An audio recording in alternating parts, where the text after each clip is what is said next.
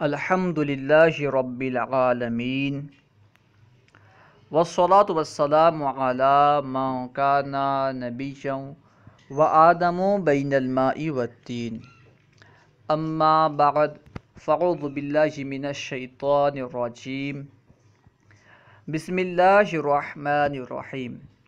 آج ہم انشاءاللہ عز و جل تلخیص الاعراب سے اعراب کا بیان شروع کریں گے۔ آئیے شروع کرتے ہیں۔ اعراب کا بیان۔ جاننا چاہیے کہ اسم کے اعراب کی تین قسمیں ہیں۔ اسم کے اعراب کی تین قسمیں ہیں۔ کیا کیا؟ رفع، نصب، جر۔ ٹھیک ہے، جاننا چاہیے کہ اسم کے اعراب کی تین قسم ہے، رفع، نصب، جر۔ پھر رفع کی تین صورتیں ہیں، ضمہ، الف، واو، یعنی کبھی رفع ضمہ کے ساتھ ہوگا، رفع کی ایک صورت ضمہ ہے، کبھی رفع الف کے ساتھ ہوگا، یعنی رفع کی ایک صورت الف ہے، اور کبھی رفع واو کے ساتھ ہوگا۔ تو رفع کی تین صورتیں ہیں، ضمہ، الف، واو۔ اور جو اسماء رفع کے طالب ہیں، یعنی جو اسماء رفع کو طلب کرتے ہیں، رفع چاہتے ہیں، انہیں مرفوع کہا جاتا ہے۔ جو اسماء رفع کے طالب ہیں، رفع چاہتے ہیں، جن اسماء پر رفع آتا ہے، انہیں مرفوع کہا جاتا ہے، اور وہ 8 ہیں، یعنی 8 اسماء ایسے ہیں جو رفع کے طالب ہیں جنہیں مرفوع کہا جاتا ہے۔ وہ کیا کیا ہے بیان کر رہے ہیں۔ نمبر 1 فاعل۔ فاعل بھی رفع کا طالب ہے، اسی وجہ سے یہ مرفوع ہوتا ہے۔ جیسے مثال کے طور پر دیکھیں، جاء زیدن۔ جاء زیدن میں زید مرفوع ہے ضمہ کے ساتھ۔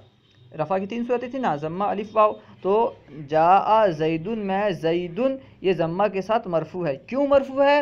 کیونکہ یہ فاعل ہے اور فاعل رفع طلب کرتا ہے، اس لیے جاء زیدن میں زید مرفوع ہے۔ اور دوسرا اسم جو رفع کا طالب ہے وہ ہے نائب فاعل۔ ٹھیک ہے، جیسے اس کی مثال دیکھیں، قُرِئَ القرآن۔ قُرِئَ القرآن میں القرآن جو ضمہ کے ساتھ مرفوع ہے۔ کیوں مرفوع ہے؟ کیونکہ یہ نائب فاعل ہے، اور نائب فاعل بھی رفع کا متقاضی ہے، رفع چاہتا ہے، اسی وجہ سے نائب فاعل مرفوع ہے، القرآن جو ہے مرفوع ہے۔ مبتدا۔ مبتدا بھی مرفوع ہوتا ہے، جیسے زید قائم۔ زید قائم میں زید مرفوع کیوں ہے؟ زید پر ضمہ کیوں ہے؟ کیونکہ یہ مبتدا ہے، اور مبتدا رفع چاہتا ہے، اسی وجہ سے یہ مرفوع ہے۔ اور خبر۔ خبر بھی ان اسماء میں سے ہے جو رفع چاہتے ہیں۔ نمبر 4 کیا ہے؟ خبر۔ جیسے زید قائم، اسی مثال میں دیکھیں قائم کو، قائم پر رفع کیوں آ رہا ہے؟ کیونکہ وہ خبر ہے، اور خبر مرفوع ہوتی ہے، اسی وجہ سے قائم مرفوع ہے۔ حرف مشبہ کی خبر، یعنی حرف مشبہ بالفعل کی خبر جو ہے یہ بھی مرفوع ہوتی ہے۔ مثال کے طور پر ان اللہ قدیر، اس مثال میں قدیر پر جو ضمہ آ رہا ہے، قدیر جو حالت رفعی میں ہے، اس پہ جو رفع ہے، کیوں ہے؟ کیونکہ وہ حرف مشبہ بالفعل کی خبر ہے، اور حرف مشبہ بالفعل کی خبر رفع کا متقاضی ہے۔ فعل ناقص کا اسم۔ نمبر 6 میں کیا؟ نمبر 6 میں ہے فعل ناقص کا اسم۔ فعل ناقص کا اسم بھی مرفوع ہوتا ہے، جیسے کانا زید قائما۔ کانا زید قائما میں زید پر رفع کیوں آ رہا ہے؟ کیونکہ یہ فعل ناقص کا اسم ہے۔ اس کے بعد ہے ما اور لا مشابہ بلیسا، یعنی وہ ما اور لا مشابہ بلیسا، ما اور لا مشابہ بلیسا کا اسم، یعنی جو ما اور لا لیسا کے مشابہ ہوتے ہیں ان کا اسم بھی کیا ہوتا ہے؟ مرفوع ہوتا ہے، رفع کا متقاضی ہوتا ہے، رفع چاہنے والا ہوتا ہے۔ جیسے ما زید قائما۔ ما زید قائما، زید کھڑا نہیں ہے، یہاں پہ زید مرفوع کیوں ہے؟ کیونکہ یہ ما لیسا، ما مشابہ بلیسا کا اسم ہے۔ ٹھیک ہے، یعنی ما اور لا مشابہ بلیسا کا اسم بھی مرفوع ہوتا ہے۔ اور لائے نفی جنس کی خبر، لائے نفی جنس کی خبر بھی مرفوع ہوتی ہے، جیسے لا غلام رجل حاضر، اس میں حاضر مرفوع کیوں ہے؟ کیونکہ یہ لائے نفی جنس کی خبر ہے۔ ٹھیک ہے، لائے نفی جنس کی خبر بھی مرفوع ہوتی ہے۔ الحاصل یہ کہ رفع کو طلب کرنے والے اسماء 8 ہیں، یعنی 8 اسماء ایسے ہیں جو مرفوع ہوتے ہیں۔ فاعل، نائب فاعل، مبتدا، خبر، حرف مشبہ بالفعل کی خبر، فعل ناقص کا اسم، ما اور لا مشابہ بلیسا کا اسم، لائے نفی جنس کی خبر۔ اور رہا نصب تو اس کی 5 صورتیں ہیں، نصب کی 5 صورتیں ہیں، فتحہ، کسرہ، الف، یا ساکن ما قبل فتحہ یعنی وہ یا جس کا ما قبل فتحہ ہو، جس سے پہلے فتحہ ہو، یا ساکن ما قبل کسرہ یعنی وہ یا جس سے پہلے وہ یا ساکن جس سے پہلے کسرہ ہو۔ یہ 5 صورتیں ہیں، یعنی کبھی نصب جو ہوگا یہ فتحہ کی صورت میں ہوگا، کبھی نصب فتحہ کی صورت میں ہوگا یعنی فتحہ کا ہونا کبھی نصب کہلائے گا، اور کبھی کسرہ کی صورت میں نصب ہوگا، اور کبھی الف کی صورت میں نصب ہوگا، اور کبھی یا ساکن ما قبل مفتوح کی صورت میں نصب ہوگا، اور کبھی یا ساکن ما قبل مکسور کی صورت میں نصب ہوگا، یعنی یہ 5 صورتیں نصب کی ہیں، ٹھیک ہے۔ اور جو اسماء نصب کے طالب ہیں، نصب کو طلب کرنے والے ہیں، نصب کا تقاضا کرتے ہیں، انہیں منصوب کہا جاتا ہے، اور وہ 12 ہیں، یعنی نصب کا تقاضا کرنے والے اسماء 12 ہیں، یعنی منصوب کل 12 ہیں، منصوبات 12 ہیں۔ کیا کیا ہیں؟ نمبر 1 مفعول مطلق۔ مفعول مطلق اس کی مثال آگے آئے گی، جیسے آپ سمجھ لیں، جیسے جلستو جلستن، ٹھیک ہے، جلستو جلستن میں جلستن جو ہے یہ مفعول مطلق ہے، یہ منصوب کیوں ہے؟ مفعول مطلق ہونے کی بنا پر۔ مفعول بہ، مفعول بہ جیسے ضربتو زیدن، تو زیدن منصوب ہے، کیوں منصوب ہے؟ کیونکہ وہ مفعول بہ ہے۔ مفعول فی، مفعول فی جیسے دخلت المسجدہ، ٹھیک ہے، میں مسجد میں داخل ہوا، یہاں پہ المسجدہ منصوب کیوں ہے؟ کیونکہ وہ مفعول فی ہے۔ مفعول لہو، مفعول لہو بھی منصوب ہوتا ہے، نمبر 4 میں ہے مفعول لہو۔ مفعول لہو جیسے ضربتو زیدن اکرامن، میں نے زید کو تعظیم کے، ضربتو زیدن تعدیبن، ضربتو زیدن تعدیبن، تو یہاں پہ تعدیبن جو منصوب ہے، کیوں؟ مفعول لہو ہونے کی وجہ سے، ضربتو زیدن تعدیبن میں تعدیبن مفعول لہو ہونے کی بنا پر منصوب ہے۔ اس کے بعد ہے مفعول معہو، مفعول معہو بھی منصوب ہوتا ہے، یعنی وہ مفعول جو واو بمعنی ما کے بعد آئے، ٹھیک ہے۔ مفعول معہو کی مثال جیسے جاء البرد والجبتہ، جاء البرد والجبتہ، یہاں پہ الجبتہ جو منصوب ہے، کیوں منصوب ہے؟ کیونکہ وہ مفعول معہو ہے، اور مفعول معہو منصوب ہوتا ہے۔ نمبر 6 میں ہے حرف مشبہ کا اسم، حرف مشبہ بالفعل کا اسم بھی منصوب ہوتا ہے، جیسے انا زیدن قائم، اس مثال میں زیدن منصوب کیوں ہے؟ کیونکہ وہ حرف مشبہ بالفعل کا اسم ہے، اس وجہ سے منصوب ہے۔ نمبر 7 میں ہے فعل ناقص کی خبر، فعل ناقص کی خبر منصوب ہوتی ہے، جیسے کانا زیدن قائمن، اس مثال میں قائمن منصوب کیوں ہے؟ کیونکہ وہ فعل ناقص کی خبر ہے۔ اس کے بعد ہے حال، حال بھی منصوبات میں سے ہے، حال بھی منصوب ہوتا ہے، جیسے جاء زیدن راکبن، جاء زیدن راکبن، تو یہاں پہ راکبن منصوب کیوں ہے؟ کیونکہ یہ حال ہے، اور حال ہمیشہ منصوب ہوتا ہے۔ اس کے بعد ہے تمیز، تمیز بھی منصوب ہوتی ہے، جیسے اسلم سبعون رجلا، اسلم سبعون رجلا، اس مثال میں رجلا منصوب کیوں ہے؟ کیونکہ یہ تمیز ہے سبعون سے، ٹھیک ہے، تمیز کہتے ہیں جو ابہام کو دور کرے، ٹھیک ہے۔ مستثنی، مستثنی بھی منصوب ہوتا ہے، جیسے جاء القوم الا زیدن، اس مثال میں زیدن منصوب کیوں ہے؟ کیونکہ یہ مستثنی ہے، جسے متعدد سے نکالا گیا ہو، اسے کہتے ہیں مستثنی۔ ہر ایک کی تعریف پڑھیں گے آگے، تو مستثنی کسے کہتے ہیں؟ مستثنی بھی منصوب ہوتا ہے، جیسے جاء القوم الا زیدن، یہاں پہ زیدن منصوب ہے۔ ما اور لا مشابہ بلیسا کی خبر، ما اور لا مشابہ بلیسا کی خبر بھی منصوب ہوتی ہے، جیسے ما زیدن قائمن، اس مثال میں قائم منصوب کیوں ہے؟ کیونکہ وہ ما کی خبر ہے۔ لائے نفی جنس کا اسم، لائے نفی جنس کا اسم منصوب، لائے نفی جنس کا اسم منصوب بھی منصوب ہوتا ہے، ٹھیک ہے، جیسے لا رجل غلام قائمون، یا پھر دوسری مثال بنا سکتے ہیں اس کی، ٹھیک ہے۔ لائے نفی جنس کا اسم منصوب بھی کیا ہوتا ہے؟ لائے نفی جنس کا اسم جو ہوتا ہے یہ بھی منصوب ہوتا ہے، لائے نفی جنس کا اسم منصوب یہ بھی منصوب ہے۔ الحاصل یہ کہ کل منصوبات 12 ہیں، کیا کیا ہیں؟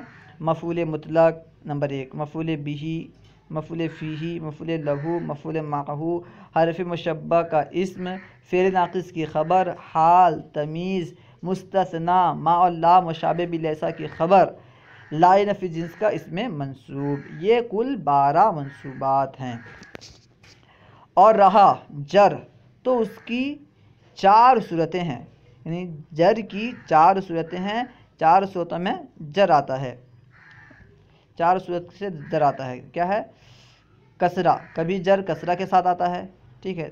اور نمبر 2 میں ہے فتحہ، کبھی جر فتحہ کے ساتھ آتا ہے، کسرہ کے ساتھ آتا ہے. جیسے مررتو بزیدین میں یہاں پہ کسرہ کے ساتھ جر ہے، اور فتحہ کے ساتھ جیسے غیر منصرف میں آتا ہے.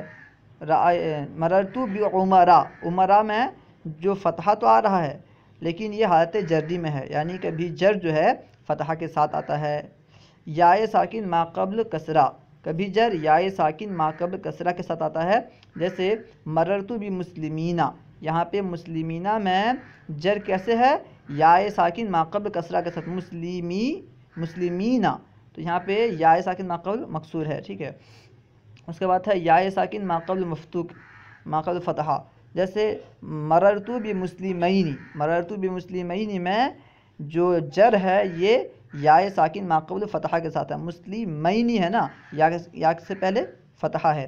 الحاصل یہ کہ جر کی 4 صورتیں ہیں، کسرہ، فتحہ، یائے ساکن ما قبل کسرہ اور یائے ساکن ما قبل فتحہ.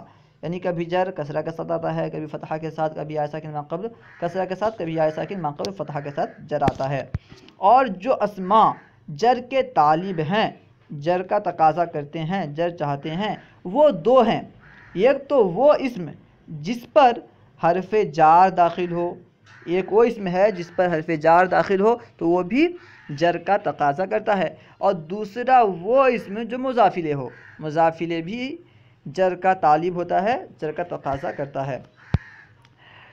نحویوں کے نزدیک اگرچہ یہ دونوں اسم مجرور ہیں، یعنی جس اسم پر حرف جار داخل ہو اور مضاف الیہ، اگرچہ یہ نحویوں کے نزدیک مجرور ہیں لیکن ترکیب کرتے وقت مجرور اسی اسم کو کہتے ہیں جس پر حرف جار داخل ہو. جس اسم پر حرف جار داخل ہوا ہو بس اسی کو مجرور کہتے ہیں، اور جو اسم مضاف الیہ ہو اسے مضاف الیہ کہتے ہیں اور اسے مجرور نہیں کہتے. مضاف الیہ بھی اصل میں کیا ہے؟ مجرور ہے، لیکن ترکیب کرتے وقت اسے مضاف الیہ کہتے ہیں، مجرور نہیں کہتے. حاصل کلام یہ کہ رفع، نصب، جر اسم کی اجمالی اعراب ہیں، ٹھیک ہے.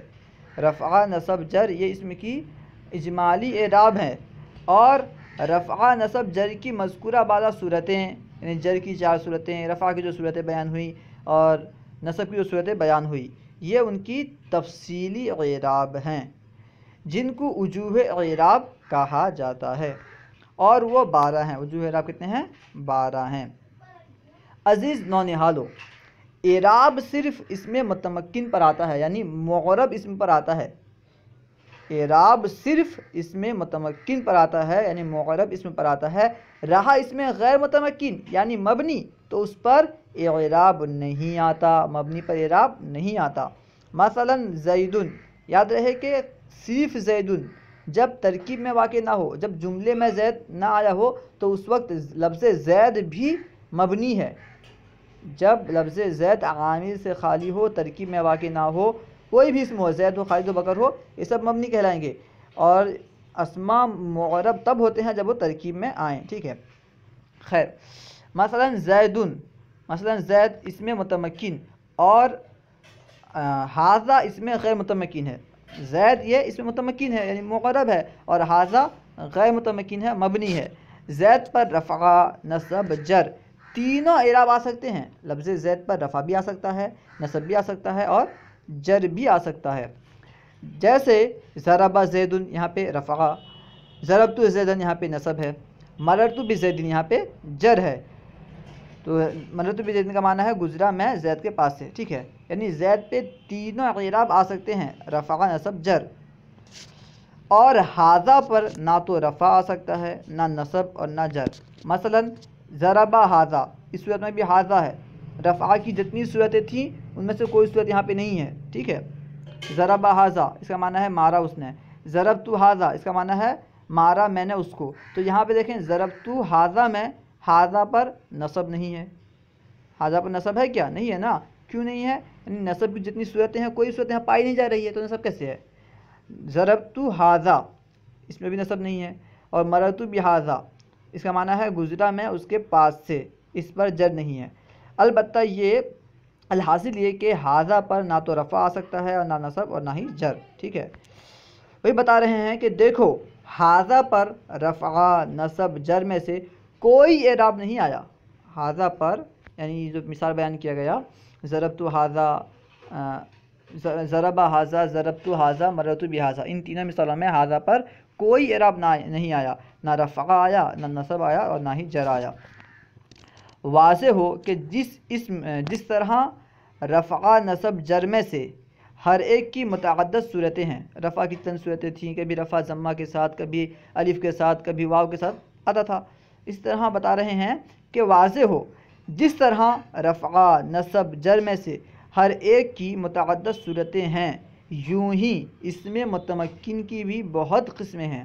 اسم متمکن کی یعنی معرب اسم کی بہت قسمیں ہیں، مثلا واحد تثنیہ جمع یہ بھی اس کی قسم ہے، مذکر مؤنث وغیرہ یہ بھی اس کی قسم ہے۔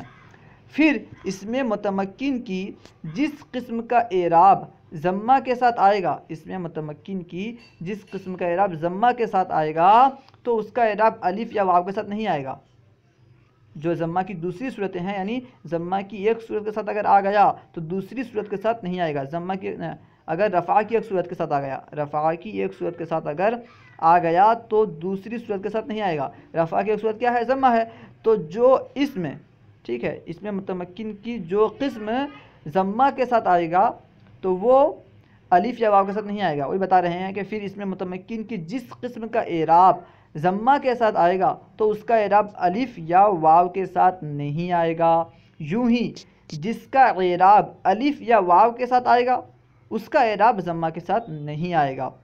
اور یہی حال اس میں متمکن منصوب اور مجرور کا ہے، یعنی جس اس میں متمکن کا اعراب فتحہ کے ساتھ آئے گا اس کا اعراب یائے ساکن کے ساتھ نہیں آئے گا، اور جس اس میں متمکن مجرور کا اعراب کسرہ کے ساتھ آئے گا تو اس کا اعراب یائے ساکن کے ساتھ نہیں آئے گا۔ اس کی خود وضاحت آگے فرمائیں گے مثال دے کر کے، ٹھیک ہے۔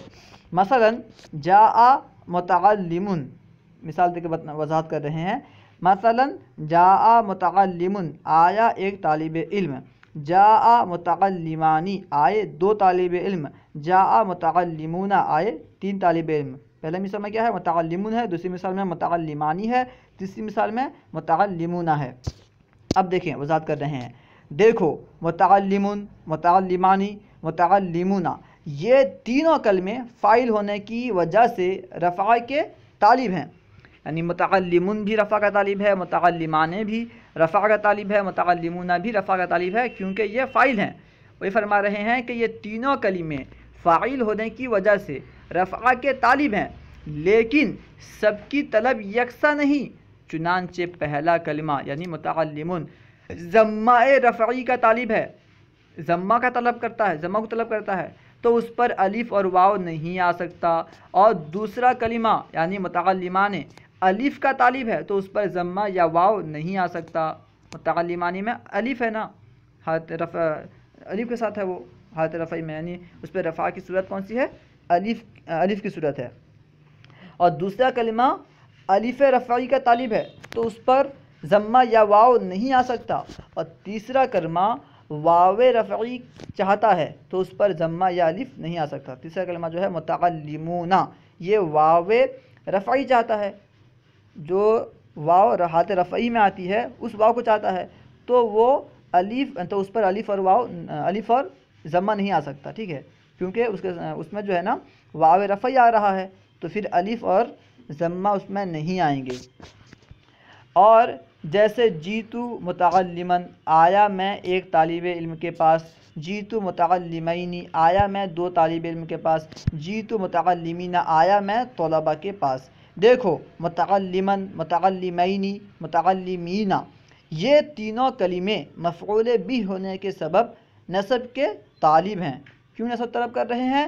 کیونکہ یہ تینوں مفعول بھی ہیں اور مفعول بھی نصب کا طالب ہوتا ہے، مگر سب کی طلب یکساں نہیں، چنانچہ پہلا کلمہ یعنی متعلمن فتحہ کا طالب ہے، اور دوسرا کلمہ یائے ساکن ما قبل فتحہ کا سائل ہے، دوسرا کلمہ متعلمین یہ یا ساکن ما قبل فتحہ کا طالب ہے، اور تیسرا کلمہ یا ساکن ما قبل کسرہ چاہتا ہے، جیسے متعلمین ہے نا، متعلمین اس میں جو ہے یہ یا ساکن ما قبل کسرہ چاہتا ہے، میم پہ کسرہ ہے یا سے پہلے فرما رہے ہیں، اور تیسرا کلمہ یا ساکن ما قبل کسرہ چاہتا ہے، اور جیسے مررتو بمتعلمین، مررتو بمتعلمین، مررتو بمتعلمین، دیکھو